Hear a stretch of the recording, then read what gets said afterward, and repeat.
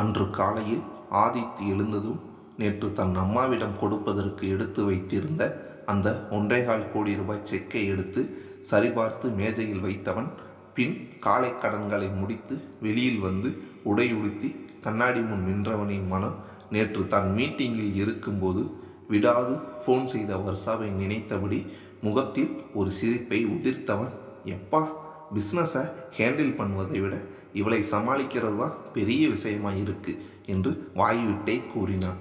பின் இப்போ அவளுக்கு ஃபோன் செய்யவில்லை என்றால் பிஸியாக இருக்கும்போது தொந்தரவு பண்ணுவா என்று நினைத்தபடி தனது மொபைலை எடுத்து அவளுக்கு அழைத்தான்.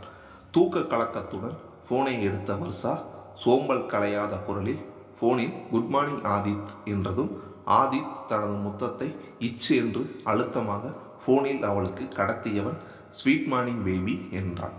என்ன நீங்கள், நான் நேற்று அத்தனை தடவை ஃபோன் செய்தும் பிஸி பிஸி என்று சொல்லி நான் சொல்ல வருவதை கேட்காமல் வைத்துவிட்டு இப்போது மட்டும் என்ன கொஞ்சல் என்று கேட்டார்.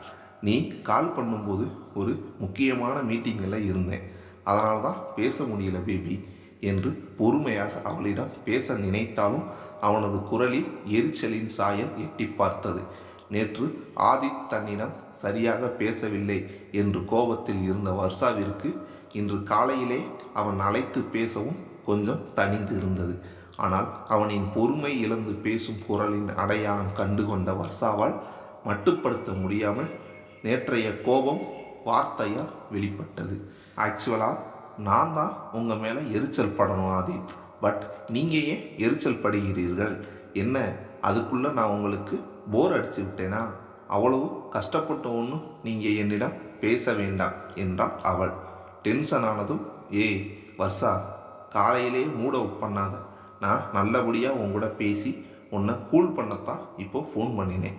நீயும் தான் கொஞ்சம் என்ன புரிந்து நடக்க ட்ரை பண்ணணும் வர்ஷா.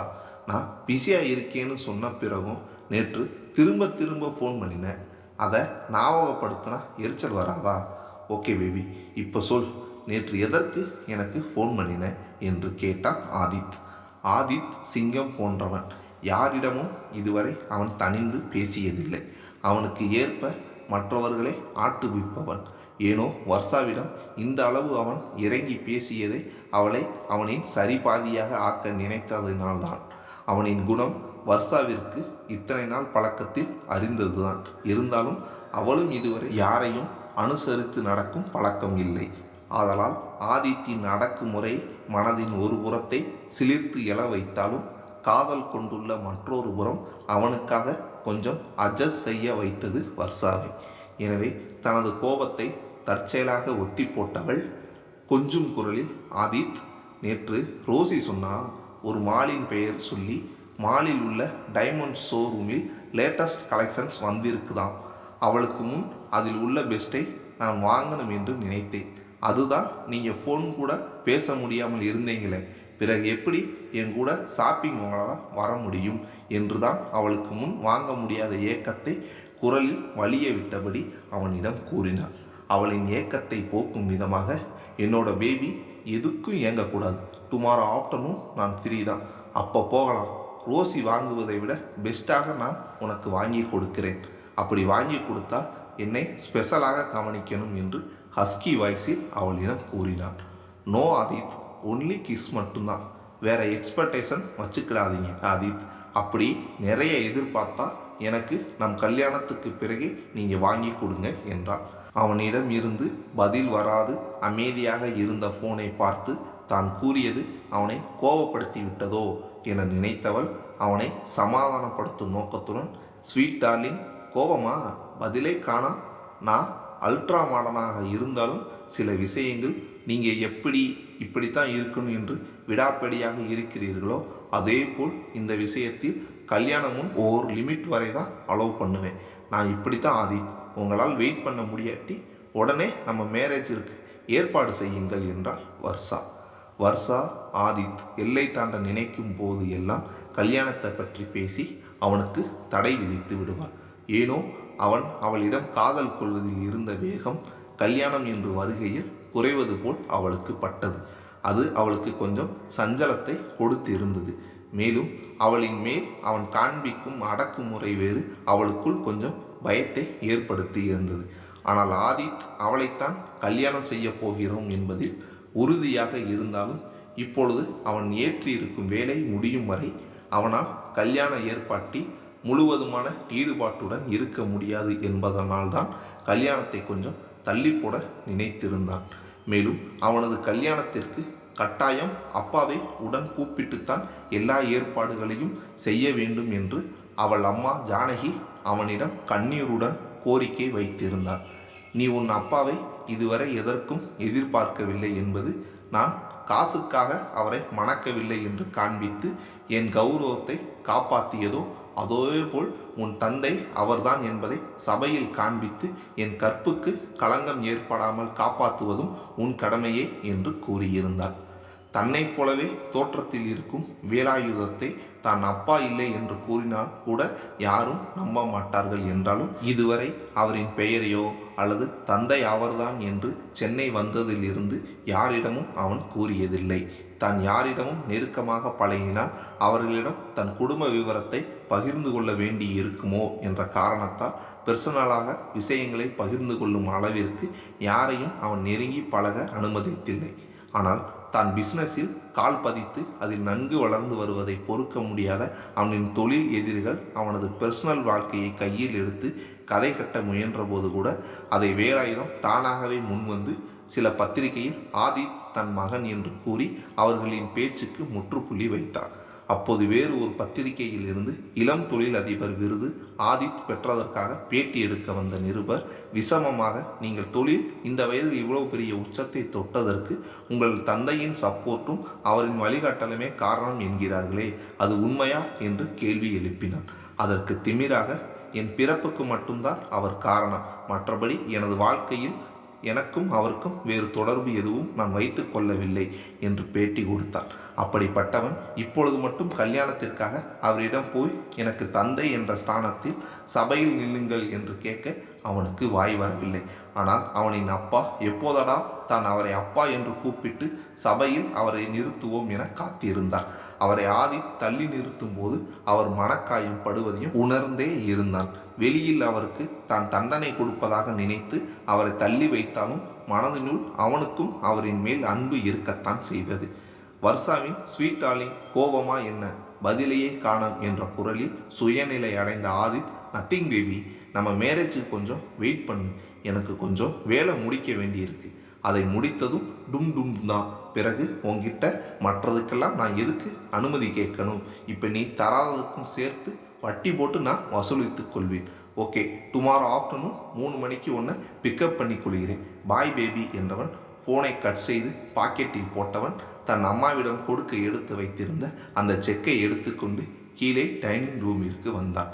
கிளம்பிட்டிய ஆதித் என்று கேட்டபடி அங்கு வந்த ஜானகி முகம் அன்று மகிழ்ச்சியாக பிரதிபலித்தது. அதனை பார்த்த ஆதித், என்ன இன்று உங்கள் முகத்தில் பல்ப் எரியுது, என்ன உங்கள் ஹஸ்பண்ட் வருகிறாரா என்று கேட்டான் ஆதித்.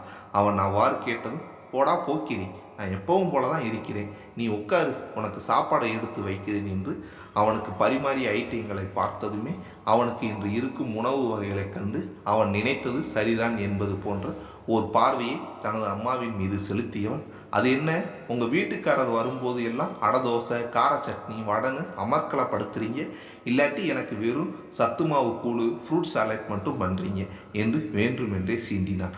அவன் அவ்வாறு சொன்னதும், டே ஆதித், நான் உனக்கு விதவிதமாய் சமைத்தால் கோவப்பட்டாய், டயட் என்று ஒரு லிஸ்ட்டை கொடுத்து அதுதான் வேண்டும் என்று என்னை மிரட்டினாய், இப்போ இப்படி சொல்கிற என்று கேட்டான். அதற்கு சிரிப்புடன், சும்மா உங்களை கலாய்க்க சொன்னேன், டெய்லி இப்படி சாப்பிட்டா உங்கள் புருஷன் மாதிரி எனக்கும் தொப்பை வந்துடும், ஸோ எனக்கு இப்படி டெய்லி செய்து என்னுடைய பெர்சனாலிட்டியை ஸ்பாயில் செய்திடாதீர்கள் என்று கூறி வயிறு நிறைய சாப்பிடும் மகனை பார்த்து, உழைக்கிற பிள்ளை இப்படி தான் சாப்பிடணும், நீ தான் டயட் என்ற பேரில் உன் வயிற்றுக்கும் வாயிற்கும் வஞ்சனை பண்ணுற என்று கூறினார். கை கழுவியபடி அவரது பேச்சை கேட்டு சிரித்து கொண்டே வந்தவன் தன் பாக்கெட்டினுள் இருந்த அந்த செக்கை எடுத்து அவன் அம்மாவிடம் கொடுத்தான். என்னது அது என்று பார்த்த ஜானகி, அது 1.5 கோடி ரூபாய்க்கான காசோலை என்பதை அறிந்து வருத்தத்துடன், என்னப்பா இது என்று கேட்டான். அதற்கு அவன், அம்மா, இந்த பணம் நான் பிஸ்னஸ் ஆரம்பிக்கும் போது நீங்கள் உங்கள் நகைகள் மற்றும் வீட்டை அடகு வைத்து எனக்கு கொடுத்த ரூபாய் தான், நான் கடனாகத்தான் அன்னைக்கு வாங்கினேன் உங்களிடம் என்றான். அவன் அவ்வாறு கூறியதும், ஏண்டா இப்படி சொல்ற நீ? என் பெயரில் வாங்கி கொடுத்திருக்கும் வீட்டின் மதிப்பு நான் உனக்கு தொழில் துவங்க கொடுத்த இந்த தொகையை விட அதிகம்.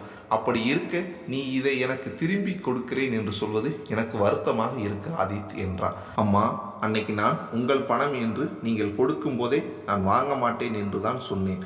ஆனால் அந்த நேரம் பார்த்து உங்கள் புருஷன் வந்து நீங்கள் எப்படி அவரின் வாழ்க்கையில் வந்தீர்கள் என்று உங்கள் ஃப்ளாஷ்பேக் கதையை என்னிடம் சொல்லி நான் உங்களை நினைத்து கொஞ்சம் நெகிழ்ந்து இருக்கும்போது நீங்கள் சாவு அது இது என்று என்னை கூறி பிளாக்மெயில் செய்து என்னை இந்த பணத்தை வாங்க வச்சிட்டீங்க. ஆனால் அப்போவே நான் சொன்னேன், கடனாகத்தான் நான் வாங்குகிறேன் என்று. மேலும் நான் சம்பாதிக்க ஆரம்பித்த உடனே இதை உங்ககிட்ட கொடுக்கணும் என்று தான் நினைத்தேன். ஆனால் முதலிலே கிடைத்த லாபத்தை எடுத்து விட்டால் ரொட்டேஷனுக்கு பணம் பத்தாது என்று தான் ஒவ்வொரு ப்ராஜெக்ட் செய்யும் போதும் ஒரு குறிப்பிட்ட அளவு லாபத்தின் ஒரு பகுதியை எடுத்து வைத்து மொத்தமாக சேர்ந்ததும் உங்ககிட்ட கொடுக்கிறேன். நீங்கள் இதை வாங்காவிட்டால் நான் கஷ்டப்பட்டு ஆரம்பித்து இவ்வளவு தூரம் வளர்ந்த இந்த தொழிலை உங்களின் பேரில் எழுதி வைத்துவிட்டு நான் இந்த தொழிலில் இருந்து விலகி வேறு புதியதை முதலில் இருந்து ஆரம்பிக்கும்படி ஆகிவிடும் என்று குரலில் உறுதியாக கூறினான். அவள் மனது வலிக்க அந்த காசோலையை வாங்கி கொண்டார். அதன் பின், என்னப்பா இப்படி சொல்கிறாய்? என்னிடம் உள்ளது எல்லாம் எனக்கு பிறகு உனக்குத்தானே என்று கூறினார் ஜானகி. அதற்கு ஓர் கசந்த புன்னகையுடன், அது உங்களுடையது என்று நீங்கள் சொன்னாலும் அது எல்லாம் மிஸ்டர் வேலாயுதம் உங்களுக்கு வாங்கி கொடுத்தது தான். அதை நான் எப்பொழுதும் தொட்டு கூட பார்க்க மாட்டேன் என்றவன், ஓகேம்மா, பாய், எனக்கு நேரமாகிவிட்டது, நான் கிளம்புகிறேன் என்று கூறி அவன் வாசலுக்கு வரும்போது அவனின் தந்தை வேலாயுதத்தின் கார் அங்கு வந்து நின்று அதிலிருந்து இறங்கினார். அவர் இறங்கியவர் ஆவலோடு அவனின் முகம் பார்த்தார். அவர் பார்வையை பார்த்ததும் மனதினுள், நீங்களும் 18 வருஷமாக நான் அப்பா என்று கூப்பிட மாட்டேன் என்று தெரிந்தும் என் வாயில் இருந்து அந்த வார்த்தை வந்து விடாதா என்று ஏக்கத்துடன் பார்ப்பதை நிறுத்தவே மாட்டேன் என்கிறீர்களே, இதுதான் உங்களுக்கு நான் கொடுக்கும் தண்டனை. இது எனக்கு வருத்தமே என்று நினைத்தபடி அவரது முகத்தை பார்த்து கொண்டே தனது காரினுள் ஏறி அமர்ந்தவன் அதனை வேகத்துடன் எடுத்துக்கொண்டு வெளியேறினான்.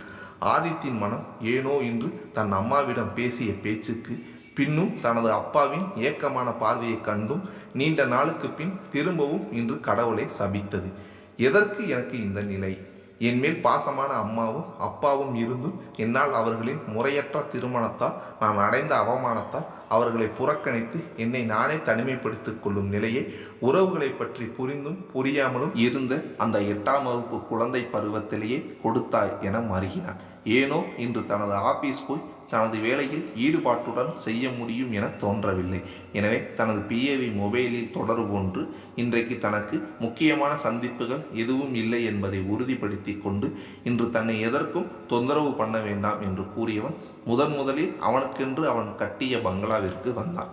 அவனின் காரை பார்த்ததும் முதலாளி என்பதை அறிந்து கொண்ட வாட்ச்மேன் கதவை விரிய திறந்து விட்டான். காரை அதற்குரிய இடத்தில் பார்க் பண்ணாமல் வாசலிலேயே நிறுத்திவிட்டு உள்ளே சென்ற தன் முதலாளியை அதிசயமாக பார்த்தான் வாட்ச்மேன். ஏனெனில் எப்பொழுதும் வந்தவுடனே காரை அதன் செட்டில் நிறுத்தி சுற்றிலும் உள்ள தோட்டத்தையும் மற்ற இடங்களையும் பார்வையிட்டு எல்லாம் சரியாக இருக்கிறதா என்பதனை கண்காணித்து ஏதாவது கொஞ்சம் சரியில்லாமல் இருந்தால் வேலையாட்களை ஓர் பார்வையிலே அதனை சரி செய்ய வைத்துவிட்டு பின்புதான் அவனின் அறைக்கு செல்வான். ஆனால் இன்று எதையும் கண்டுகொள்ளாமல் காரை அப்படியே விட்டு செல்லும் தன் முதலாளியை பார்த்தவன் அதிசயப்படாமல் என்ன செய்வான்? தனது அறைக்கு வந்தவன் அங்கிருந்த ஃப்ரிட்ஜில் இருந்து மதுவை எடுத்தான். அவனின் மனம் தனிமையை வெறுத்தது. அப்பொழுது அவன் கண்களுக்குள் தெரிந்தான் வர்ஷா. அவன் உதடு அவனை அறியாமல், baby, I need your companion, ஆனால் நீ இப்போ உன்னை எனக்கு கொடுக்க மாட்டேன் என்று சொல்லிவிட்டாய் அல்லவா, so I will take it என்று மது பாட்டிலை எடுத்தவன் அதனை கோப்பையில் கூட விடாமல் அப்படியே தொண்டையில் சரித்தான். பழைய நினைவுகளிலிருந்து எப்படியாவது தப்பித்து கொள்ள வேண்டும் என முயன்றான். ஆனால் உள்ளே சென்ற மது அவனுக்கு மயக்கத்தை தராமல் தனிமையில் பழைய நினைவுகளையே அசை போட வைத்தது. மதுவின் போதையால் அவன் வாய் தன் அம்மாவிடம் பேசுவது போல் புலம்பியது. அம்மா, நான் உங்ககிட்ட சும்மா சொன்னேன். நீங்கள் எனக்கு கொடுத்த பணத்தை நான் உங்களுக்கு திரும்பி கொடுக்கணும் என்று நினைக்கவே இல்லை. ஆனால் உங்கள் புருஷனின் மூத்த மகன், அவன் பெயர் என்ன, மாதேஷ், அவனை திரும்ப இங்கே பார்த்த பிறகு கொஞ்ச காலமாய் நான் மறந்து இருந்த அவனின் வார்த்தைகள் திரும்ப ஞாபகம் வந்து என்னை கொல்லுதே என்றவனின் எண்ணம் பின்னோக்கி சென்றது.